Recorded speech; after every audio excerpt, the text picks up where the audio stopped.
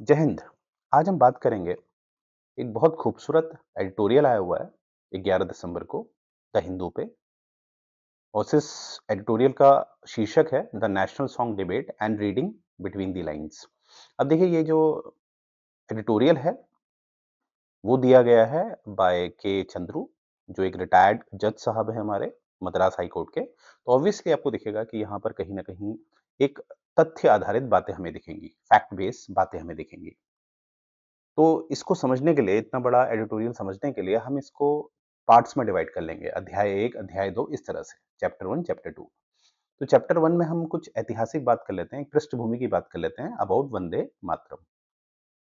तो देखिए, वंदे मातरम का जो ओरिजिनल कंपोजिशन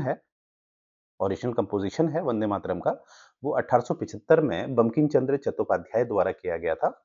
इनका एक प्रकाशन था बंग दर्शन, उसके द्वारा 1875 में। और इसको 1896 में जो आईएनसी का अधिवेशन था, उसमें पहली बार गाया गया, किसके द्वारा? रवींद्रनाथ टैगोर के द्वारा। तो हमने क्या सीखा यहाँ पर? जो ओरिजिनल कंपोजिशन जिसने की थी वंदे मातरम की, वो की गई थी बंकिम चंद्र चट्टोपाध्याय द्वारा। और जिसको गाया गया था आईएनसी के सत्र में, वो गाया गया था रवींद्रनाथ टैगोर जी के द्वारा। अब ये है इसका एक पृष्ठभूमि जो हमने अध्याय 1 यानी कि चैप्टर 1 में देखी। अब हम बात करेंगे चैप्टर 2 की। चैप्टर 2 में हम गवर्नमेंट ऑफ इंडिया 1935 की बात करेंगे। क्योंकि हमें दिखता है कि गवर्नमेंट ऑफ इंडिया एक्ट 1935 ये पहला एक ऐसा अधिनियम बना जिसके तहत प्रांतीय स्तर पे चुनाव की बात की गई, और ऐसे चुनाव जिसमें स्वतंत्र होके जो भारतीय राजनीतिक दल हैं वो हिस्सा ले सकते थे। इसीलिए 2 वर्षों के बाद, यानी कि 1937 1937 में प्रांतीय स्तर के चुनाव कराए गए। और उस समय जो टोटल प्रांत थे, प्रोविंसेस थे, वो 11 थे। तो 11 में से 9 प्रांतों में कांग्रेस जीत के आई। अर्थात सिंध की अगर मैं बात बोलूं, तो सिंध में सिंध यूनाइटेड पार्टी बनी, वहां की लोकल पार्टी थी। और जो पंजाब की अगर मैं बात बोलूं, तो पंजाब में यूनियनिस्ट पार्टी बनी, जो एक सेक्युलर पार्टी थी। अर्थात 11 प्रांतों में से 9 प्रांतों में कांग्रेस की सरकार बनी। तो कहीं ना कहीं हम कह सकते हैं कि अधिकतम कांग्रेस के पास थी। तो कांग्रेस चाहती थी कुछ इस तरह का कुछ सिस्टम लाया जाए जिससे लोगों के अंदर राष्ट्र भावना उत्पन्न हुई। तो राष्ट्रगान की बात उठी। तो वहां पर पहली बार ये वंदे मातरम को कहीं ना कहीं एक राष्ट्रगान बनाने की प्रेरणा जागी। परंतु कुछ कारण की वजह से इसको नहीं लिया गया। अब वो कारण क्या है, वो समझाने के लिए मैं आपको अध्याय 3 में ले जा रहा हूं, क्योंकि अध्याय 3 में भी कारण यही रहेगा। तो पहले अध्याय 3 को भी देख लेते हैं। तो अध्याय 3 में हम बात करेंगे संविधान सभा की। अब आप अच्छी तरह जानते हैं संविधान सभा को, अगर देखा जाए, कैबिनेट जो मिशन भारत में आया था, उसके द्वारा ये स्थापित हुआ था। इसमें टोटल 389 सीट्स थी, राइट? जिसमें इसको विभाजित किया गया था। जो सीटें ब्रिटिश प्रोविंस को दी गई थी, जो 11 प्रांत थे, वो सीटें 296 थी। और जो बाकी की सीटें थी, यानी कि जो 93 सीट्स हैं, वो सीट दी गई थी प्रिंसी स्टेट को। और हमने ये भी देखा है कि जो संविधान सभा थी, जब ये अपना अ, संविधान एडॉप्ट कर चुकी थी। एडॉप्ट कब किया था संविधान को? 26 नवंबर 1949 को। और उसके पश्चात जब 26 जनवरी 1950 को संविधान लागू करने की बात थी, पर उससे 2 दिन पहले से मेरा तात्पर्य है 24 जनवरी 1950 को, कहीं न कहीं ये डिसाइड करना था कि किसको राष्ट्रगान लेना है, किसको राष्ट्रगीत लेना है। तो जब बात इस तरह की आ रही थी, तो 3 जो हमारे, एक तरह से मैं बोलूँगा कि गीत समझ लीजिए, जैसे वंदे मातरम, जनगण मन और सारे जहां से अच्छा हिंदुस्तान हमारा, ये 3 विकल्प सामने थे। और अगर बात करूं सारे जहां से अच्छा, इसको कंपोज किया गया था, लिखा गया था आलम मोहम्मद इकबाल के द्वारा, सारे जहां से अच्छा। परंतु आप जानते ही हैं, 15 अगस्त 1947 के विभाजन के पश्चात कहीं ना कहीं जो आलम मोहम्मद इकबाल थे, वो पाकिस्तान को चले गए थे, और वो कट्टर सपोर्टर थे पाकिस्तान के। इसीलिए सारे जहां से अच्छे हिंदुस्तान हमारा को हम नहीं ले सकते थे, राइट? तो विकल्प बचे 2 हमारे पास, वंदे मातरम और जनगण मन। अब देखिए, जो हमारी संविधान सभा थी, ये बात सत्य है कि 24 जनवरी 1950 को जो पहला जो गाया गया, वो पहले वंदे मातरम को गाया गया, उसके पश्चात जनगण मन गाया गया। ये जानते हुए कि ज़्यादा देशभक्ति, या कहीं न कहीं 1905 में जो बंगाल का विभाजन हुआ था, उसके विरोध में राष्ट्र भाव को उत्पन्न करने के लिए वंदे मातरम का इस्तेमाल ज़्यादा किया गया और वंदे मातरम जोशीला ज़्यादा दिखता है हमें। परंतु फिर भी संविधान सभा ने राष्ट्रगान वंदे मातरम को नहीं बनाया, ऐसा क्यों? इसके पीछे हम कुछ कारण देखते हैं। तो हमें समझना है कि संविधान सभा ने वंदे मातरम को राष्ट्रगान क्यों नहीं बनाया? तो इसके पीछे कुछ कारण है। तो सबसे पहला कारण देखेंगे, यहाँ पर अगर आप ध्यान से देखेंगे जो आपका वंदे मातरम लिया गया है, ये लिया गया है आनंद मठ से। और जो आनंद मठ है उसकी जो थीम है वो है कि हिंदू सेंट जो हैं वो स्ट्रगल कर रहे हैं मुस्लिम शासकों से, अत्याचारी मुस्लिम शासकों से। तो यहाँ पर आपको दिख रहा होगा एक हिंदू मुस्लिम। तो इस तरह का राष्ट्रगान नहीं बनाया जा सकता जहां पर इस तरह से एक धर्म दूसरे धर्म के अगेंस्ट काम कर रहा है, हिंदू मुस्लिम दिखा रहा है। एक ये कारण है, इसमें एकता का मुद्दा था।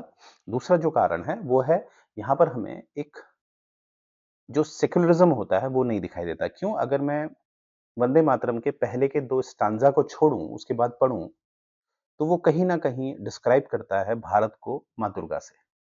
और माँ दुर्गा जो है वो डीटी है, वो एक हिंदू धर्म को दर्शाती हैं। तो इसीलिए इसको हम एक राष्ट्रगान की तरह नहीं ले सकते। एक पर्टिकुलर धर्म को ये दर्शाता है। और तीसरा है अंतर्राष्ट्रीय जो एक ज़रूरत होती है, जो इंटरनेशनल रिक्वायरमेंट होता है, उसके हिसाब से उसका जो स्टैंडर्ड है, उसमें ये फिट नहीं बैठता है। क्योंकि उनका जो रिक्वायरमेंट है, उसकी अगर 2 शर्तें मैं देखूँ, तो पहली शर्त है कि छोटा होना चाहिए और थोड़ा आसान होना चाहिए, कि बाकी लोग भी उसको समझ पाएँ। तो वहाँ पर वंदे मातरम से बेहतर हमें जनगण मन दिखाई देता है।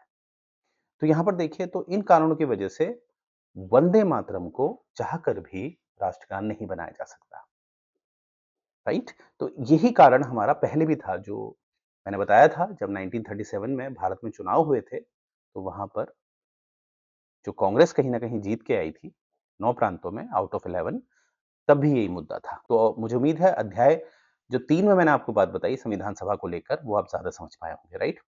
और अगर अध्याय 4 को हम देखें, क्योंकि यहाँ पर हमारे जो राइटर साहब हैं, उन्होंने कुछ लीगैलिटी की बात करी है, कानूनी दर्जे की बात करी है, तो आइए उसमें समझते हैं कि जो हमारा राष्ट्रगान है, ठीक है? क्योंकि 24 जनवरी 1950 को ये डिसाइड हो गया था कौन राष्ट्रगीत होगा, कौन राष्ट्रगान होगा।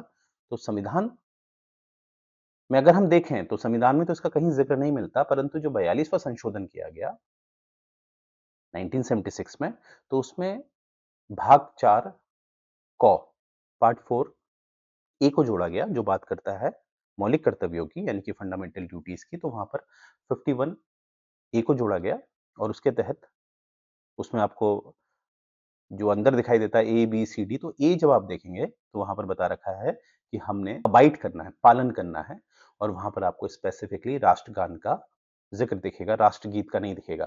तो हमारा जो फंडामेंटल ड्यूटी है, जो भाग 4 ए में है, भाग 4 क में है, पार्ट 4 ए, वहाँ पर हमें 51 ए का जो पहला आपको सब आर्टिकल दिखता है, स्मॉल ए से, वहाँ पर आपको साफ दिखाई देता है कि नेशनल एंथम के बारे में ज़िक्र है, पर नेशनल सॉन्ग के बारे में हमें ज़िक्र नहीं दिखाई देता है, राइट? और दूसरा आगे हम देखेंगे कि 1971 में एक अधिनियम पारित किया गया, जिसका शीर्षक है prevention of insults to national honour act. I repeat, prevention of insults to national honour act. तो इसके तहत भी क्या है, इसको कहीं ना कहीं पीनल बना दिया गया है। अर्थात अगर राष्ट्रगान का कोई भी अपमान करेगा तो उसको वह व्यक्ति दंड का भोगी होगा, जो हमें राष्ट्रगीत में नहीं दिखता है पर राष्ट्रगान में दिखता है। वैसे ही अगर मैं एक केस उठाऊं, बिजोई इमैनुअल केस, अगर मैं इस केस को देखूं, Bijoe Emmanuel versus state of Kerala case, वहां पर हमें क्या दिखता है कि जो माननीय उच्चतम न्यायालय है, वहां पर हमें दिखता है कि अनुच्छेद 25 को, जो भी अनुच्छेद 25 लोगों को शक्ति प्रदान करता, अधिकार देता है, उसका स्वागत किया गया है कि लोगों को अधिकार होगा कि वो किसी भी धर्म को मान सकते हैं। परंतु किंतु परंतु ये भी बोला गया है कि किसी भी वो नेशनल सिंबल को या नेशनल सॉन्ग, माफ कीजिएगा, नेशनल एंथम को डिसरिस्पेक्ट नहीं कर सकते, नेशनल एंथम को डिसरिस्पेक्ट नहीं कर सकते। तो इस तरह से आपने देखा कितना ज्यादा लीगल बैकअप मिला हुआ है अलग अलग तरीके से। 42वां संशोधन, जिसके द्वारा फंडामेंटल ड्यूटी जोड़ा गया, prevention of insults to national honour act 1971, इसको दंडनीय बना दिया गया है। और बिजोय इम्यूनल केस, यहाँ पर आपको दिख रहा है कि इसमें भी कहीं ना कहीं तवज्जो मिला है राष्ट्रगान को। तो इस तरह से आप देख रहे होंगे। तो भाग 4 की वजह से भाग 4 में मैंने आपको ये दिखाया कि राष्ट्रगान को कहीं न कहीं एक बहुत अच्छा प्रोटेक्शन मिला हुआ है। अब यही बात उठाई जा रही है कि राष्ट्रगीत को कोई भी इस तरह का जो एक सुविधा है या इस तरह का जो एक अनुबंध है, कॉन्ट्रैक्ट है, वो नहीं दिखाई देता। तो कहीं न कहीं इसमें ये मुद्दा उठाया जा रहा है वर्तमान में कि राष्ट्रगीत को भी कहीं न कहीं राष्ट्रगान की तरह एक तवज्जो मिले, एक एक अहमियत मिले, एक अहम बने उसको कहीं न कहीं लीगल बैकअप मिले। तो इस तरह का प्रावधान उठाया जा रहा है। अब देखिए आगे तो इसमें राजनीति की बातें हैं, वो हमारे एग्ज़ाम के लिए ज़रूरी नहीं है। जो भी मैंने आपको बताया, ये बात आपने अच्छी तरह याद रखनी है। Very, very important. जय हिंद।